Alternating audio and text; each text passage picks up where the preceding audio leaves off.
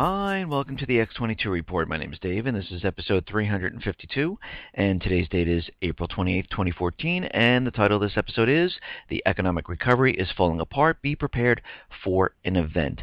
And what are we really seeing? Well, Friday we saw the market come down, then it was pumped back up today, which is Monday. The high-frequency traders, the plunge protection team, all working overtime. They slammed down gold, brought it below $1,300. If we look across the world, we see Ukraine is a complete mess.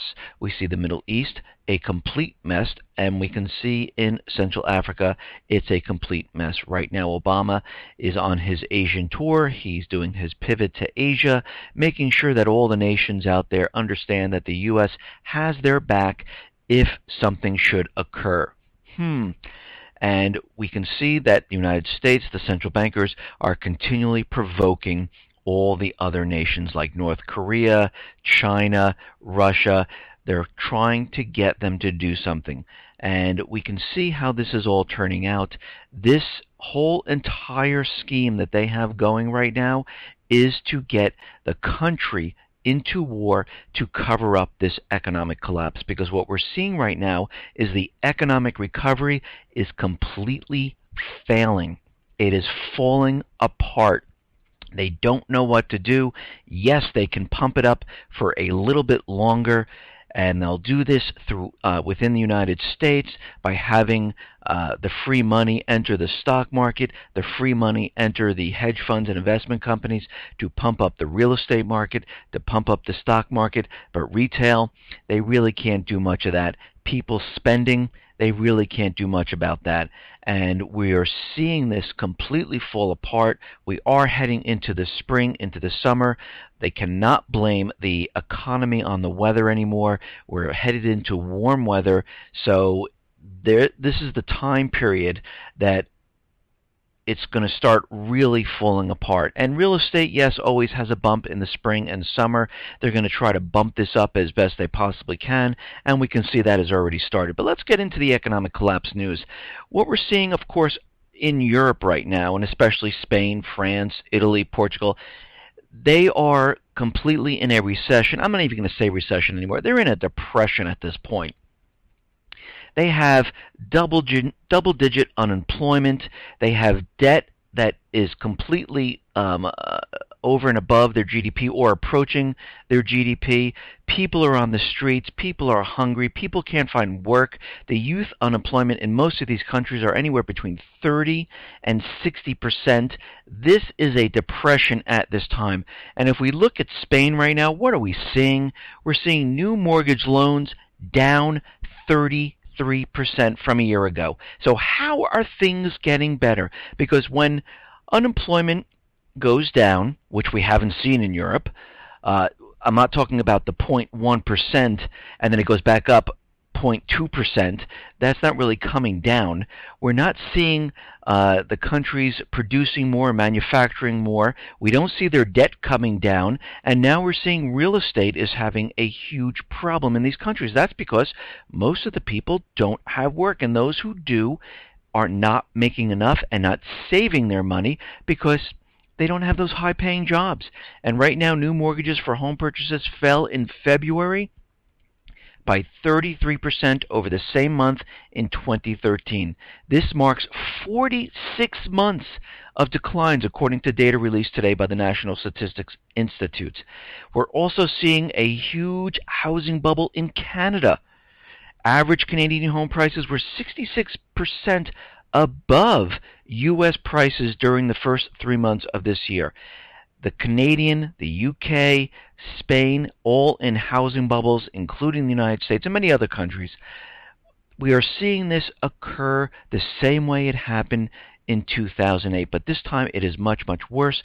Why? Because we have more unemployment, we have more debt, and the governments are continually pushing austerity on the people, cutting programs, and taking on more and more debt, which cannot be sustained. They are also raising taxes to help out with the revenue, and all of this cannot be sustained.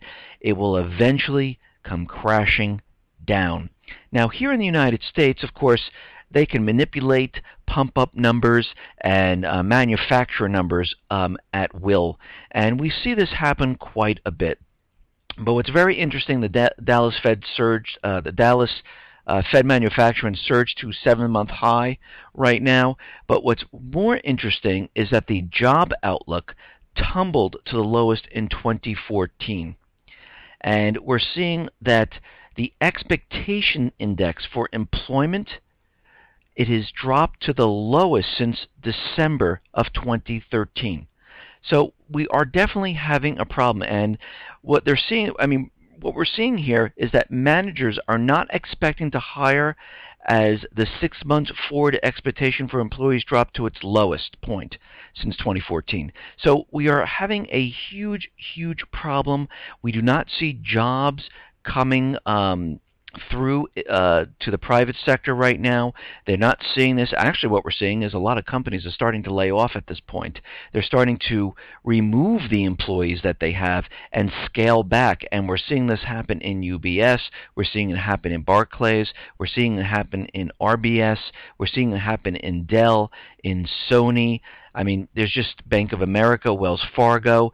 All these places are laying off by the thousands. And let's not even talk about the retail. They're closing stores and laying off thousands of people. Now, of course, the news came out today saying that the pending home sales was up by 3.4%.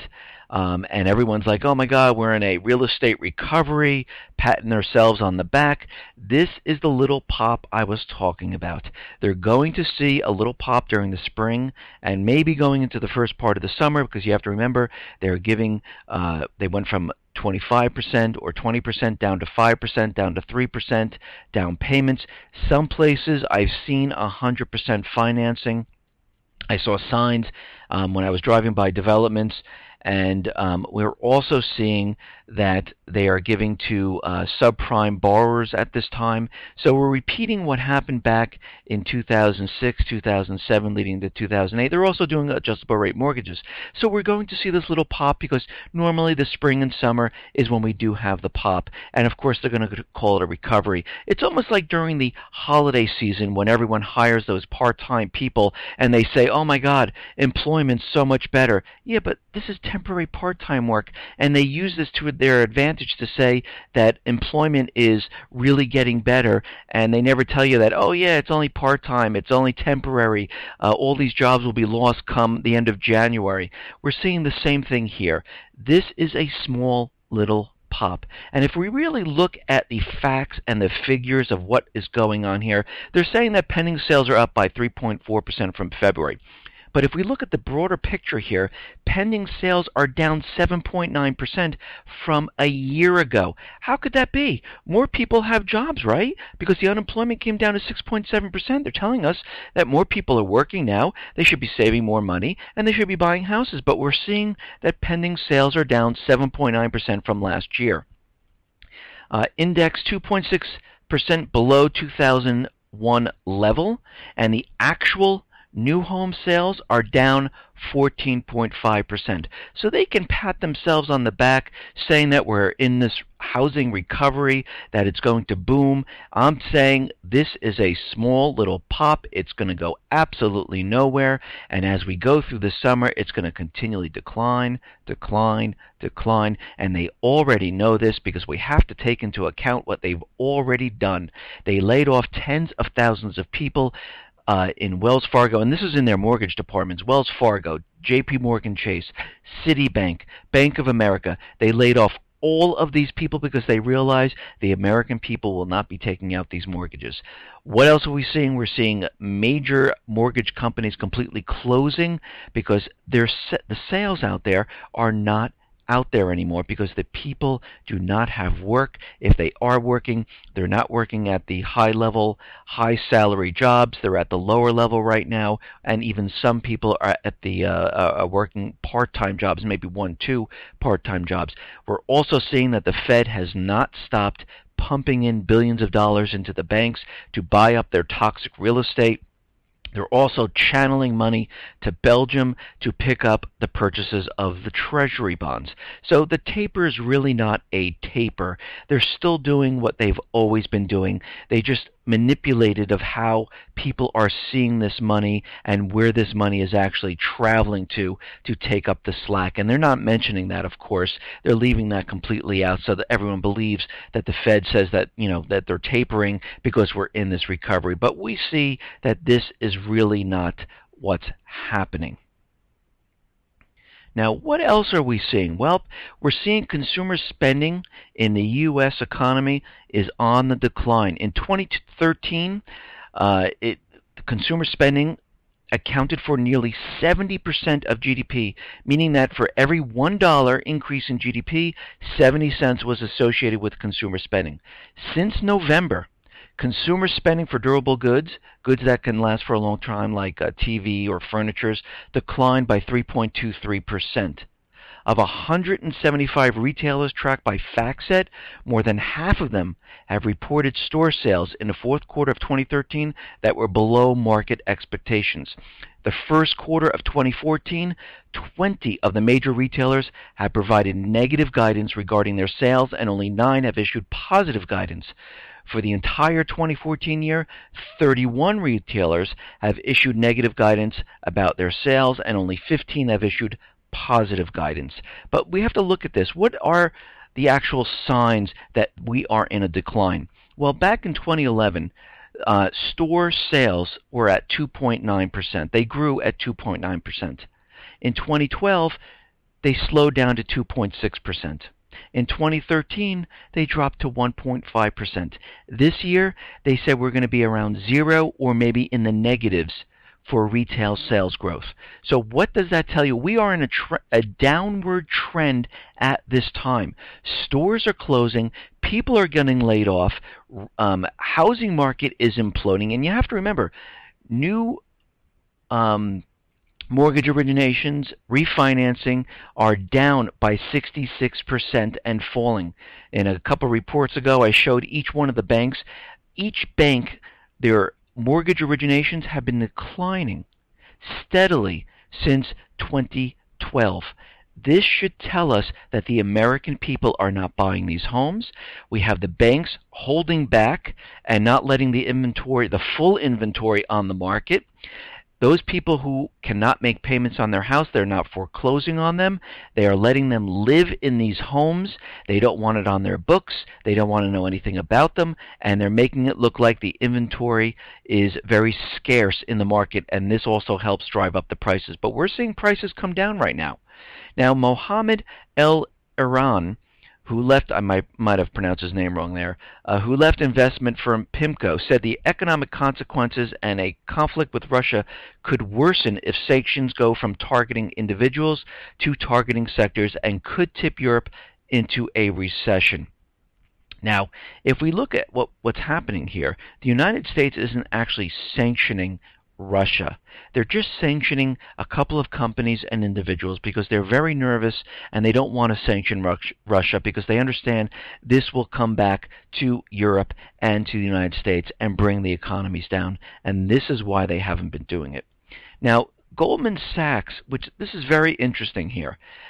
I don't know if you remember this, but I reported this back in April of 2013. Goldman came out back then and told everyone to sell their gold because gold prices were going to drop. As people were selling their gold and the price was dropping, Goldman waited, and they waited to the lowest level, and they purchased all the gold that they told the people to sell. What they're doing now is they're telling their clients to sell their treasury bonds. Very interesting. Now, it could be that they want to take control of the treasury bonds and hold them. They would like their clients to sell them. They like to take them and hold them because they're very nervous. The Fed is very nervous. The U.S. government is very nervous that people might be selling their treasury bonds, so they want Goldman to purchase them up and hold them. Or there could be another reason why this is happening. But it's very interesting that every time Goldman comes out and tells people to do something, it's usually for an opposite reason. Just like our government officials, it's usually the opposite reason. And we understand that Russia, China, and other foreign nations have been dumping their treasury bonds. Right now, Belgium is picking up the slack because the Fed is channeling money to Belgium to help with the purchases of these treasury bonds. Because if there's a seller, there has to be a buyer. And this is what we're seeing right now. Now, this next report coming up, I don't know if it's exactly true, but we need to look out and we need to understand what is happening here with the Clive and Bundy Ranch. Right now, Stuart Rhodes from Oath Keepers said that Attorney General Eric Holder has approved drone strikes against the Bundy Ranch to take place sometime in the next 48 hours. The information came from a source Oath Keepers has within the Department of Defense. Attorney General Eric Holder authorized what is known as a hot drone strike against the ranch. Such a strike, he added, would effectively kill everyone at the ranch. Now, if the U.S. government actually does this, this is going to really have bad repercussions on the government itself, because they're just going to use force out of nowhere and kill innocent people. This is not going to look good for them at all. And people, you think the Patriots were going to rise up during that BLM standoff? This is going to be worse, but this could be what they want. This might be the spark that lights the entire thing up, where the president can come in and say, I need to declare martial law. So we're going to have to look out for this. They're saying the next 48 hours. We'll have to see if this actually happens. Just because it doesn't happen in 48 hours doesn't mean that it hasn't been put off, or they might do it a couple days later to throw everyone off at this point. But we're going to have to keep our eyes open. We need to understand what is going on there, and this information is out there. Now, we understand that President Obama is out in Asia. He's doing the pivot to Asia. We understand that he met with Japan and reinforced that the United States will come to Japan's aid if China should attack or do something, or if Japan, something should happen. Don't worry, the United States will back Japan up. North Korea, they are continually provoking the United States central bankers. United States government central bankers are provoking North Korea at this time because they want all the players all in for this next world war. And right now, North Korea is saying that they will develop a military prowess in preparation for a potential confrontation with the United States. Mr. Obama said Saturday on a visit to Seoul, where the U.S. Army has a large presence, that the United States did not use its military might to impose things. Really? So the United States government does not use its military might to impose anything around the world. I don't know if I agree with that. But that it would use that might, if necessary, to defend South Korea from any attack by the North. North Korea Foreign Ministry spoke out against Obama's visit, claiming that it was a reactionary and dangerous move aimed at escalating confrontation and bringing dark clouds over an unstable region. And this is exactly what the United States government central bankers want to do. They want to continually provoke. They want one of these countries to do something. It would make it a lot easier for them if these countries actually did something. Then they can say, well, now we got to go in, and here we go with the war. If they cannot provoke these countries to do something, they will do it on their own. And that would come in a false flag type of an event. Okay, now we understand that the U.S. military really wants to get into the Philippines. They want to establish a base, but the Philippine government will not allow them to do it at this time. And what they're doing is they have agreed on a 10-year pact to open the Southeast Asian country to more U.S. troops, ships, and warplanes. And again, this is the pivot to Asia. This is the encircling of China in preparation for war. This is why Japan has created the first warship since World War II. This is why they're moving the base over to a different section of Japan to bring in more sophisticated weapons. This is why they sent up a missile turret system in Guam. This is why we have 60% of our fleet in the Pacific. We are encircling China. We are now in the process of encircling Russia, and I should say the United States government central bankers are in the process of encircling Russia because they understand they will need everything in place. They'll need all the military assets in place. They'll need all the military personnel in place for this war, and this is why they're doing this right now. And this goes on to say that the Enhanced Defense Cooperation Agreement was announced Sunday by the White House and confirmed by two anonymous Philippine officials. Critics say that the U.S. economic and military agenda in the Asia-Pacific is aimed at securing dominance over the region and hedging against China. Throughout the Asia-Pacific and its cities across the U.S., Obama's trip has been met with protests. Even before Obama's plan to arrive, they already started holding protests in the U.S. Embassy in Manila, and they were met with violent reaction from security forces. So pretty much there's a lot of protests going on out there. Nobody wants Obama out there, and this is they're seeing this in every country they go to out in the Asia area. Now, Ukraine, we understand, gets its natural gas from Russia.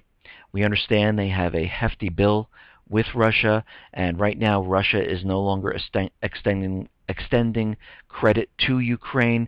They want payment ahead of time before they will issue gas to them. So Ukraine is looking for other suppliers of natural gas, and Ukraine has reached a deal to start a reverse gas flow from Central Europe neighbors via an unused pipeline to Slovakia. Starting from October, Ukraine will import about 3.2 billion cubic meters of gas, and they will be bringing this in. This is about 20% of the gas that they use in Ukraine. So, of course, Ukraine acting president is out there saying that by 2015 we'll be completely off Russia, but I don't know how this is actually going to work out, and by that time we most likely will be in war, so it won't even matter at that time. But of course, government officials, and of course, this is a puppet regime. They're out there using propaganda saying that, oh yeah, we're just going to get our gas from Europe, which receives the gas from Russia. So it's like type of a backward operation going on here. But again, they're trying to remove themselves from Russia. They don't want to be dependent on Russia. President Obama, United States government central bankers are trying to maneuver and get natural gas into Europe, so they're not dependent on Russia either. And I don't believe this is really going to come about, because this is a lot of gas that Russia supplies, and I don't think the United States has the ability to do this at this time. Now, since Crimea had a referendum and they joined Russia, it really took a huge hit in Ukraine, and Ukraine has lost about $80 billion since Russia annexed its southern Crimea region. Today, the amount of such losses is about 950 billion hryvnia, and these losses do not include lost profits and value of minerals. So you can see why the United States government central bankers did not want Crimea to leave Ukraine, because this was the rich area. This is where they made their money. This is where this is the part they wanted to keep. They didn't really want the west side because there's not much out there. They really wanted Crimea and the southeastern section. And not just because of the minerals and what they have in Crimea. They also wanted it because they would gain the Black Sea ports. They would also have the entire country, which they can put on NATO, and have the entire system on the EU system. And all that natural gas that's being pumped through there, they can say, oh, you know what, we want to sell this using the EU or the dollar or whatever they're going to use at the time. So we can see why they wanted the entire country. Right now, Ukraine is a complete mess, and it's not going as planned at all, and this is why they are provoking Russia. And what's funny is they continually say that Russia, is the cause of this. actually Russia's just sitting back. It's the people in the country that are making their decision. The mayor of each one of these cities, towns, the regions, they're all deciding on what they want to do. And Russia has not come in with any type of military force. They haven't done anything at this time, but if you notice, all the sanctions are being put on Russia at this time. Not Russia itself, individuals and some companies. Now, Russia and Iran, they are making a $10 billion energy deal. Iran and Russia are negotiating a power deal worth up to $10 billion. The negotiation includes the construction of new thermal and hydroelectric plants and a transmission network. Moscow is discussing with Tehran the trade of about 500,000 barrels a day of Iranian oil for Russian goods. The deal would be worth about $20 billion. And the Iranian oil minister will raise the volume of its economic transactions with Russia in the future. And I'm sure the United States government central bankers are grinding their teeth, tightening their fists, going, this cannot be happening, because all this is being done and it will bypass the dollar completely, and they do not want this to happen. Now, we understand that there were the OSCE monitors in Donetsk, and it turns out that they were NATO military intelligence. They are being held right now. One was released. They're talking about releasing the others, and of course, this went on. They went on to say that the OSCE observers report false purpose of visit. The European military observers detained by self-defense forces in the eastern Ukraine city of Slavansk were not who they claimed to be, and reported a false purpose of the visit. Now, of course, they were trying to get into the area, check it out, maybe even bring other people in there, because there were 3 other agents that were captured. Who knows, agent provocateurs to stir things up. And we understand that there were riots, there were things happening in Donetsk. We see that a lot of the Ukrainian people, the Nazi type of groups, were entering the Donetsk area. They were carrying clubs and bats, and they were very, very rough. They were very intimidating, and they were trying to push the people. There were about 200 people to start who were pro-Donetsk and anti-Kiev, and all of a sudden, these people from Kiev started to come into the picture, and of course, these are agent provocateurs trying to rile everything up. You heard explosions, you heard gunshots, you saw things happen, and they were trying to really, and you can just see from the videos, they were really pushing the envelope, trying to get something started there, and this was the whole reason they were there. Now, the United States central bankers were out there today, and they placed new sanctions on the inner circle of Putin, and they also sanctioned some companies. About 7 individual Russians and about 17 Russian companies were sanctioned today. The CEO of Russia's largest oil company, Rosneft, he was sanctioned. So we can see they are pushing this agenda forward. But what's very interesting about all these sanctions and everything that the United States government central bankers are doing, they're really not going to have any type of an effect on Russia itself or whatever they're doing. And even they admit that there will be no effect that comes about from these sanctions. And they're only doing it to show the world that they're doing something. They really don't have any leverage at this point, because Russia is not involved in the country of Ukraine itself at this time. They don't have troops there. They're not flying in planes, bringing in tanks. Yes, they're having drills in their own country, but they're really not doing everything that the United States government central bankers said that they were doing. They told us there were thousands and thousands of troops being built up, and of course all of this turned out to be completely false. Now, the president was out there saying that the U.S. and its allies would keep broader sanctions in reserve in the event of further escalation on the ground in Ukraine. Well, further escalation, the people are marching and protesting peacefully until the Kiev neo-Nazi group showed up with clubs, masks, and started doing things and riling up the situation. So what escalation are they looking at right now? I haven't really seen what they've been talking about because most of it is propaganda, and of course the corporate media is out there pushing the propaganda, so this is what people are seeing. But again, everything that they're saying is not really happening in Ukraine. It's really coming from the puppet government in Ukraine that's forcing all of this. They have squads out there, anti-terrorism squads, going from city to city to push and control the people. Remember, these are the people who live in Ukraine. They are calling them terrorists right now. Just the other day, before this puppet government was put into place, I should say a couple months ago, put into place, they were just everyday citizens going about their own business. Now they're called terrorists. We see this happen a lot in all the countries the U.S. government, central bankers take over.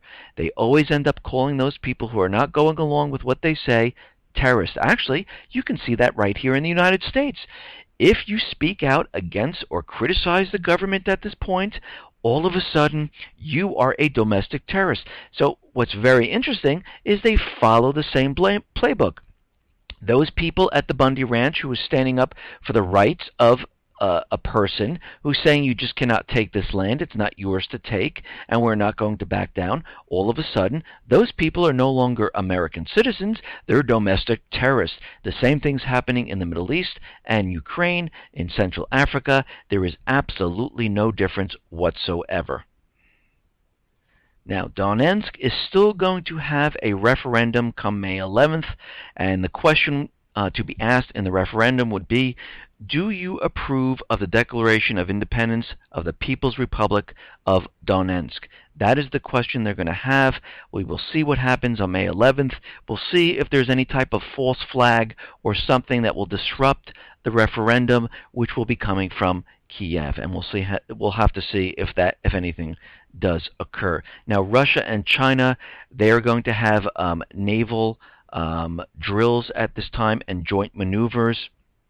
Their navies are working together, and they're going to be having this in late May. And of course, the corporate media will be out there with the propaganda saying that, oh my God, China's building up their navy, Russia's building up the navy, they're ready to attack. They're having drills, just like the United States has drills in the Black Sea. They haven't invaded anyone. They're having drills in Poland and in Europe, all around Ukraine and Russia. And of course, both sides are flexing their muscles. And most likely, they will use the propaganda that they're building up their forces. They're ready to invade. They have hundreds of thousands of military assets and soldiers ready to go, and they'll just keep building that propaganda up and up and up. Now, the Syrian chemical arms deadline passed. They have about 8% to go, but I don't really think this matters anymore. The corporate media, the U.S. government, central bankers are all building up the propaganda that Assad has chemical weapons. He has them hidden. He's been using them. They're using these false flags again, and the State Department and the U.S. government, central bankers are looking into how they should proceed with Assad at this time. And we have to remember, they've been arming the paid mercenaries, the rebels. They've been training these people continuously in Jordan. They have secret bases in Jordan. They train them, and they push them into Syria with the new anti-tank missiles and anti-aircraft missiles to help with the war, because the rebels right now are losing. Assad is winning and pushing these rebels out. He's taking back his country. The central bankers, U.S. government, will not let this happen. Their whole entire goal is to remove Assad at this time. Now, what we're seeing in Libya, we understand that the people of Libya, and of course they call them terrorists, Al-Qaeda, they are fighting back and they're taking back their country. I said this in past reports. This is going to worry the United States government and central bankers. First, they sent military advisors there to help with the training of the Libyan forces. it didn't work. And I said if this continually happens and they see the threat of the people taking over the country, they will go back in. And all of a sudden today, U.S. Secretary of State William Burns to Tripoli 2 days ago included a warning by Burns that Libyan rulers should undertake the responsibilities in overcoming the current unrest within 2 months, or else the country would be taken over by the international community.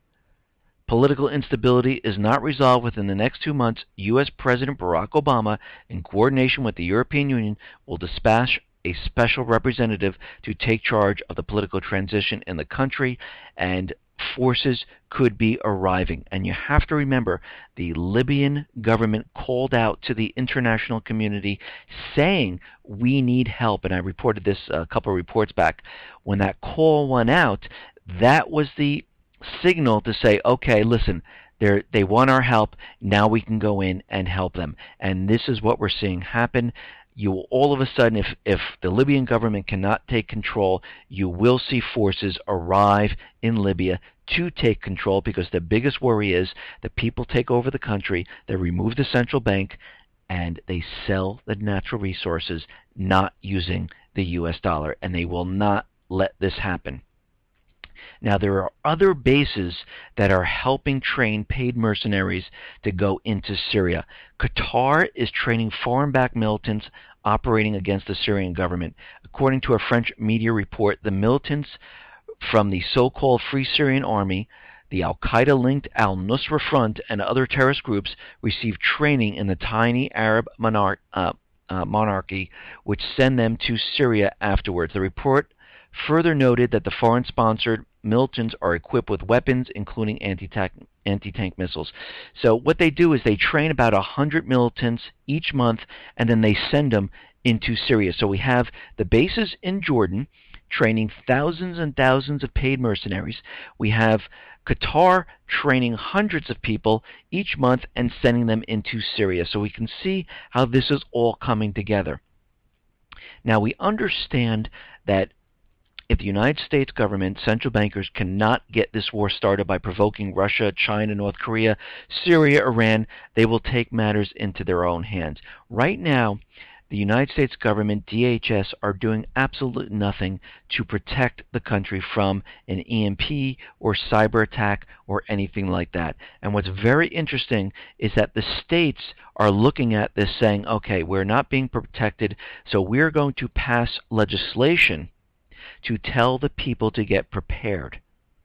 Jan Brewer has signed legislation to require the State Department of Emergency and Military Affairs to prepare materials outlining what citizens need to know to deal with either a natural or man-made electromagnetic pulse event that could knock out the vulnerable electrical grid system over a wide geographical region. The legislation, SB 1476, was introduced by Senator David Farnsworth. It includes the type of quantity of food, water, medical supplies that each person should stockpile in case an EMP. The states right now are passing legislation to tell their people in the state how to prepare for some type of outage of power.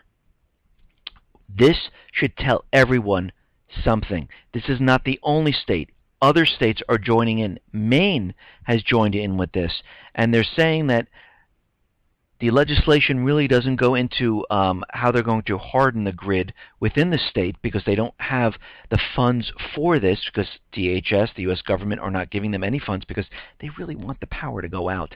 This is the false flag event. The states now are telling their people, be prepared. Myself, others have been telling you, be prepared. Now we see states are starting to look at the situation. They're starting to say, you know what? We need to tell the people to get ready for what is coming. Something is definitely coming, or they wouldn't be passing this type of legislation. They wouldn't be doing it. And this goes on to say it's too expensive for the government to prepare on a national scale. So Don Shooter said, who co-sponsored the legislation, this time around it's people who can do the most to prepare. Arizona is but the latest state to take action due to the failure of the federal government to address the EMP issue. And I'm going to bring this also to the cyber attack level of them hitting the financial institutions, hitting the power grids with a cyber attack. We need to be ready and prepared. Now, there is a warning out there because of the situation in Ukraine. They're saying that Russia might cyber attack the United States. U.S. authorities and security experts are warning that Russia hackers may retaliate against new sanctions planned by the U.S. and EU by attacking the computer networks of U.S. banks, other companies, and the power grid. What are they trying to tell us? They're trying to tell us that they're going to have some type of false flag. And when this event does occur, they will either blame it on Russia, China, North Korea, Iran, or Syria. It doesn't really matter. The players are all the same. So we can see that they are continually letting us know and warning us and keeping it in the back of our minds that this event is going to occur. Cybersecurity specialists put Russia hackers in the top of the world's best at infiltrating networks, spreading malicious software. A cyber attack is a real concern that we all need to have, head of the Technology Policy Division of the Washington-based Citigroup and Bank of America, Paul Smocker said. So we can see that they are preparing for this cyber attack. States are telling their people to prepare for an EMP, and I'll take it one step further, prepare for a financial cyber attack and a power grid cyber attack and a physical attack on the power grid, because we need to be prepared for what is coming. Now, Jeh Johnson is out there again, and he is saying that Syria has become a matter of homeland security, and we're very concerned about Syria foreign fighters. People are going into Syria, being recruited by extremists there. And this is coming from Jeh Johnson. Johnson worried that fighters trained in Syria could travel to Europe, and even the United States said the U.S. is working together with European governments to share information that could help track potential terrorists returning from Syria. Asked if some of those individuals had been in the U.S., Johnson said, "We are continually monitoring the situation, and we are concerned, yes." So he didn't say they were in here yet, but I'm going to say they are. They already have their plans, and I'm not saying these actual people came from Syria. I'm saying they have plans already for this false flag event. Johnson said other terrorist threats include Al-Qaeda and the lone wolf, the independent actor, such as those who set off bombs at the Boston Marathon. Johnson said he also worries about ongoing cyber attacks and mass shootings in the United States. Asked how he intends to deal with such incidents, Johnson was very vague. "I think we need to do more," he said. That's it. That's all he's got. So we can see they are continually pushing out the propaganda. They want everyone to keep this in their back of their mind. They understand they will eventually need to use this false flag event moving forward, because if they cannot provoke any of these countries from starting a war or doing something, they will need to do this themselves, and they realize this now. They're building up for this. They're continually telling that Assad has been using chemical weapons. They're saying that Russia could be cyber attacking. States are telling their own people and passing legislation telling their own people to be prepared for when the lights go out. Listen, everyone, thanks a lot for listening. Be well, be safe, and especially be prepared. Thanks a lot.